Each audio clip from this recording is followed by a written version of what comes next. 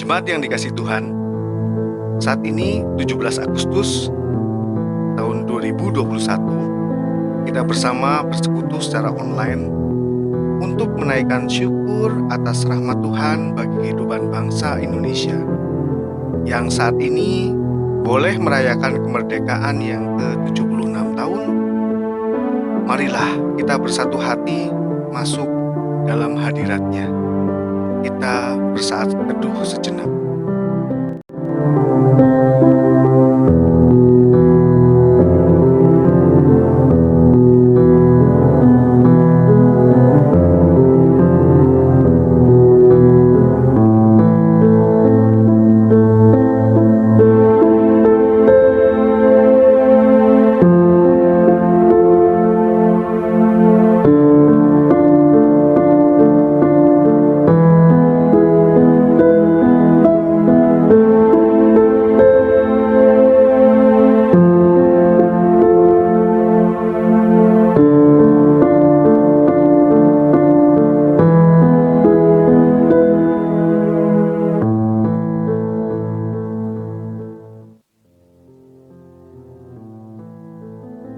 Marilah kita khususkan persekutuan kita dengan pengakuan bahwa pertolongan kita berasal dari Tuhan pencipta langit dan bumi. Kiranya kasih karunia dan damai sejahtera dari Allah Bapa kita dan dari Tuhan Yesus Kristus menyertai kita sekalian. Amin. Mari kita bersama menaikkan pujian dari Kidung Jemaat 366, Indonesia, Negaraku.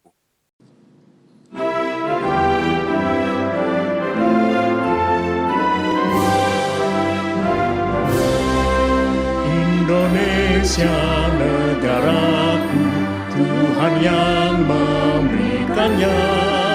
Ku serahkan di doaku pada Yang Maha Esa. Bangsa rakyat Indonesia, Tuhanlah pelindungnya. Dalam duka serta suka, Tuhan yang dipandangnya. Kemakmuran, kesuburan, Tuhan saja sumbernya. Keadilan, keamanan, Tuhan menetapkannya.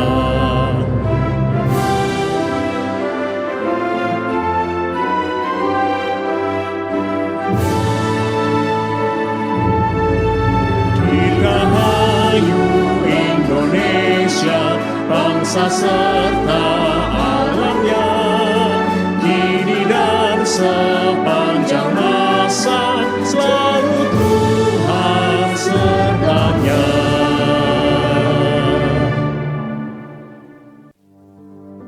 Mari kita bersama berdoa.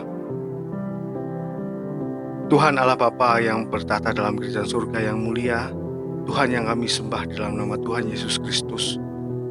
Tuhan, Begitu bahagianya Tuhan, kami hidup di tanah Indonesia ini Tuhan. Kami mengucap syukur begitu banyak berkat yang Kau limpahkan kepada bangsa kami Tuhan. Tuhan Yesus, pada saat ini Tuhan Yesus, kami ingin merenungkan Tuhan arti kemerdekaan bangsa kami Tuhan. Biarlah perenungan pada ibadah kali ini Tuhan, kami dapat mengerti dan memahami begitu pentingnya arti dari kehidupan bernegara di pemerintahan Indonesia ini Tuhan. Tuhan, kami sebagai warga negara dan juga warga jemaat GKJ Banyumas dan seluruh rakyat Indonesia ingin memberikan sumbangsih kepada bangsa dan negara kami Tuhan. Biarlah kami memahami dan menjalani kehidupan berbangsa dan bernegara ini dengan baik. Terima kasih Tuhan, kami akan memulai renungan pada ibadah kali ini. Terima kasih ya Tuhan. Haleluya. Amin. Bacaan firman Tuhan yang menjadi perenungan kita saat ini terambil dari 1 Raja-Raja pasal 7 ayatnya yang ke-1 sampai dengan 12. Akan saya bacakan. Salomo mendirikan istananya sampai 13 tahun lamanya. Barulah selesai seluruh istananya itu. Ia mendirikan gedung hutan Libanon. 100 hasta panjangnya dan 50 hasta lebarnya dan 30 hasta tingginya. Disangga oleh 3 jajar tiang kayu aras dengan ganja kayu aras di atas tiang itu. Gedung itu ditutup dari atas dengan langit-langit kayu aras di atas balok-balok melintang yang disangga oleh tiang-tiang itu. 45 jumlahnya, yakni 15 jajar. Ada pula 3 jajar jendela berbidai. Jendela berhadapan dengan jendela 3 kali. Dan semua pintu dan jendela segi 4 bangunnya. Jendela berhadapan dengan jendela 3 kali. Ia membuat juga balai saka 50 hasta panjangnya dan 30 hasta lebarnya, dengan di sebelah depannya sebuah balai lagi yang bertiang dan bertangga di sebelah depannya. Dibuatnya juga balai singgasana, tempat ia memutuskan hukum, balai pengadilan, yang ditutupi dengan kayu aras dari lantai sampai ke balok langit-langit. Dan gedung kediamannya sendiri, di pelataran yang lain, lebih ke sebelah dalam lagi dari balai itu adalah sama buatannya. Dan bagi anak Firaun yang diambil Salomo menjadi istrinya, dibuatnya juga sebuah gedung sama dengan balai itu. Tembok dari semuanya itu dibuat dari batu yang mahal-mahal, yang sesuai dengan ukuran batu pahat, digeraji dengan gergaji dari sebelah dalam dan dari sebelah luar, dari dasar sampai ke atas, dan juga dari tembok luar sampai kepada tembok pelataran besar. Bahkan dasar gedung-gedung itu dari batu yang mahal-mahal, batu yang besar-besar, batu yang 10 hasta, dan batu yang 8 hasta. Di bagian atas ada batu yang mahal-mahal, berukuran batu pahat dan kayu aras juga. Sekeliling pelataran besar ada tembok dari 3 jajar batu pahat dan 1 jajar balok kayu aras. Demikian juga sekeliling pelataran dalam rumah Tuhan dan balainya. Demikian pembacaan firman Tuhan. Kita akan masuk di dalam perenungan. Judul renungan: terlibat dalam karya pemeliharaan Allah. Saudara yang dikasihi Tuhan, Allah Sang Pencipta langit dan bumi adalah Allah yang terus berkarya, memelihara langit dan bumi ciptaannya itu. Allah Sang Pencipta itu berkehendak, berprakarsa, dan bertindak memelihara kesejahteraan seluruh umat manusia dan kelangsungan hidup dunia, dengan melepaskan manusia dari penderitaannya. Dalam memelihara ciptaannya itu, Allah berkenan melibatkan diri dalam sejarah kehidupan dunia, dengan mengikutsertakan manusia sebagai kawan sekerjanya. Manusia-manusia yang diikutsertakan Allah itu menjadi pelayan Allah, yang harus memperjuangkan terwujudnya karya pemeliharaan Allah atas kehidupan manusia dan dunia.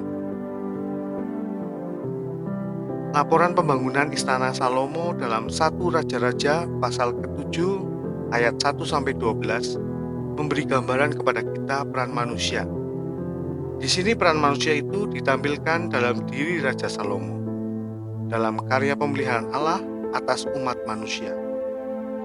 Istana raja itu terdiri atas gedung pertemuan besar, terdapat dalam ayat 2-5. Serambi istana yang berpilar dan bertangga terdapat dalam ayat 6, singgasana raja untuk mengadili ayat yang ke-7, gedung kediaman raja ayat yang ke-8a, dan gedung kediaman istri raja ayat 8b. Gedung-gedung dalam bangunan istana ini menggambarkan tempat tinggal dan tempat raja menjalankan pemerintahannya. Gedung-gedung dalam bangunan istana ini berada dalam satu kompleks dengan bait suci, terdapat dalam ayat 9-12. Tempat tabut perjanjian ditempatkan di sana. Ini ada di dalam 1 Raja-Raja pasal yang ke-8 ayat yang pertama sampai dengan ke-13. Bait suci dengan tabut perjanjiannya itu menjadi lambang kehadiran Allah di tengah-tengah umatnya. Dan di sanalah umat boleh datang dan bersekutu dengannya. Dengan demikian, raja adalah manusia yang diikutsertakan oleh Allah, tampil sebagai sosok pemegang kekuasaan negara yang diberi kesempatan oleh Allah untuk menjalankan pemerintahan demi terpeliharanya kesejahteraan umatnya. Raja adalah pelayan Allah dalam mewujudkan karya pemeliharaannya atas umat miliknya. Sebagai pelayan Allah yang harus memperjuangkan terwujudnya karya pemeliharaan Allah, raja tidak boleh menjalankan pemerintahan semau-maunya sendiri, seperti yang dituliskan di dalam Mazmur 101. Raja keturunan Daud dipanggil untuk menyampaikan semacam sumpah jabatan secara liturgis. Raja atau pelayan rakyat itu didorong untuk berani mengungkapkan komitmennya sebagai raja ideal. Yang pertama, pemerintah dengan tulus, tak bercela dan bermartabat. Akan tetapi, kita semua tahu bahwa antara yang ideal dengan kenyataannya kerap terdapat jurang yang dalam dan lebar. Lebih-lebih dalam hidup politik yang terkenal keras. Tak ada seorang raja Israel pun, bahkan Daud dan Salomo, yang memenuhi harapan ini. Ini berarti untuk memasuki dunia politik yang keras dan penuh tantangan ini diperlukan rahmat Allah dan kerendahan hati. Gereja dan orang-orang beriman tidak boleh hanya mengeluh dan mengkritik kekurangan dan kelemahan mereka yang menjalankan pemerintahan, tetapi juga harus benar-benar berdoa untuk mereka, serta ikut serta mengarahkan mereka dengan sungguh-sungguh ke jalan yang seharusnya ditempuh. Kerelaan Allah mengikutsertakan manusia dalam karya pemeliharaannya atas umat manusia ini tidak hanya berlaku pada zaman dahulu saja, Kerelaan Allah mengikutsertakan manusia ini juga berlaku bagi kehidupan manusia pada masa kini, juga atas kehidupan orang-orang beriman di negeri Indonesia ini. Allah Sang Pencipta tidak hanya menganugerahi bangsa kita dengan kemerdekaan. Allah Sang Pencipta itu juga berkenan memelihara kelangsungan hidup bangsa kita sebagai bangsa yang merdeka hingga saat ini menuju ke masa depan. Hari ini, bersama-sama seluruh bangsa, kita sedang memperingati dan merayakan kemerdekaan negara kita, Indonesia, yang ke-76. Yang pertama, sebagai warga negara, baik rasanya peringatan dan perayaan kemerdekaan bangsa kita kali ini kita pergunakan untuk mensyukuri kesetiaan Allah dalam memelihara kelangsungan hidup bangsa kita. Meski bangsa ini tidak pernah luput dari berbagai kesulitan dan tantangan. Yang kedua, sebagai orang yang terlibat dalam pemerintahan dari daerah sampai pusat, kita pergunakan peringatan dan perayaan kemerdekaan bangsa kita kali ini untuk berbenah diri, memperbaiki pengabdian kita agar lebih tulus, lebih tak bercela dan lebih bermartabat.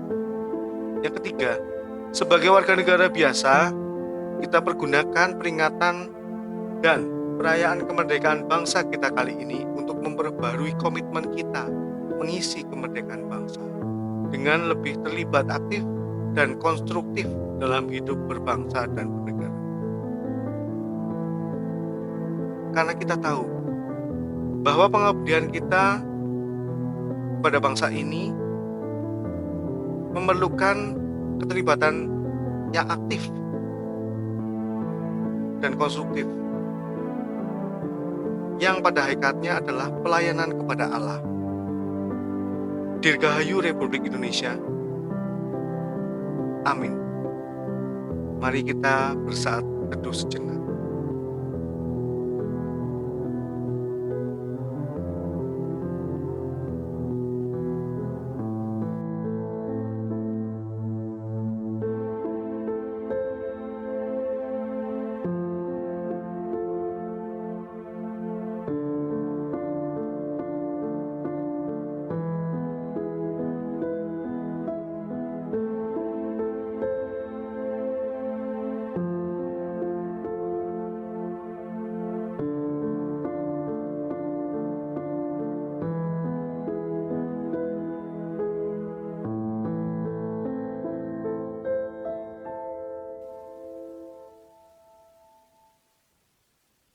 Mari kita bersama berdoa dan menaikkan doa syafaat.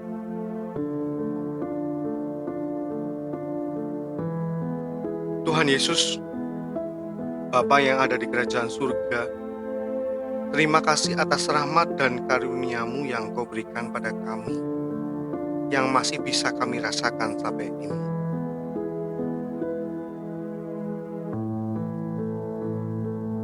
Pada ibadah kemerdekaan bangsa Indonesia ini, Tuhan, kami anak-anak-Mu ingin datang dan berdoa di hadapan-Mu. Kami mendoakan bangsa Indonesia, bangsa di mana kami hidup. Dengan segenap hati kami memohon kasih dan anugerah-Mu pada bangsa kami Indonesia, supaya senantiasa mendapat perlindungan dari Engkau, Bapa. Ya Tuhan, kami memohon jauhkan bangsa kami dari malapetaka, bencana alam, pertikaian, perpecahan. Satukan kami ya Tuhan, di tengah-tengah masalah perpecahan partai dan kepercayaan. Mungkin rasa persatuanlah yang bisa membuat bangsa ini menjadi kuat.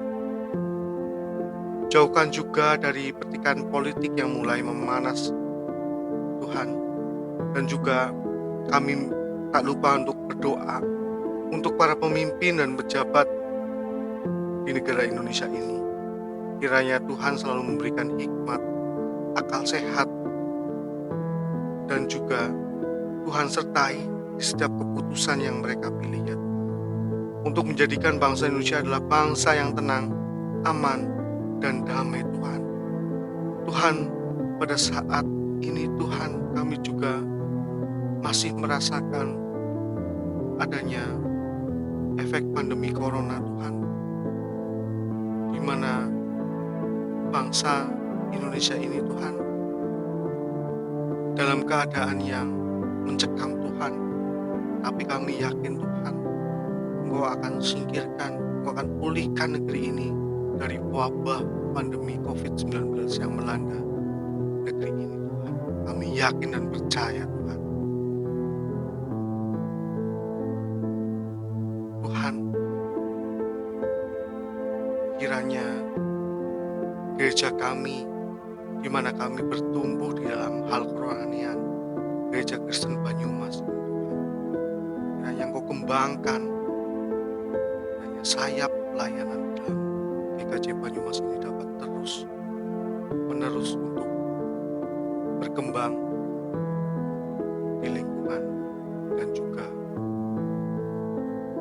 keluar, sehingga memberikan kesaksian bahwa Engkau adalah Tuhan yang dahsyat dan ajaib Tuhan.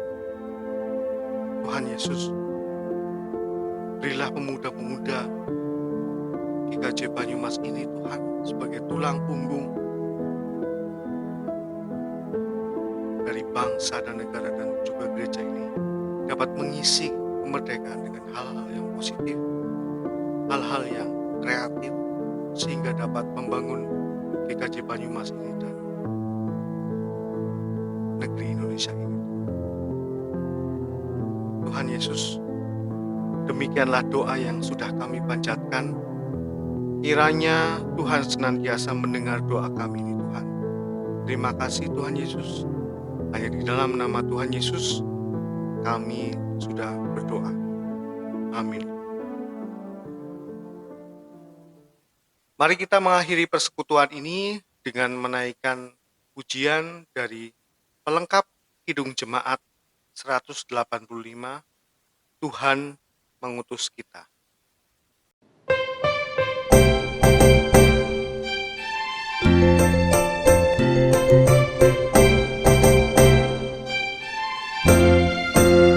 Tuhan mengutus kita ke dalam dunia, bawa pelita kepada yang gelap.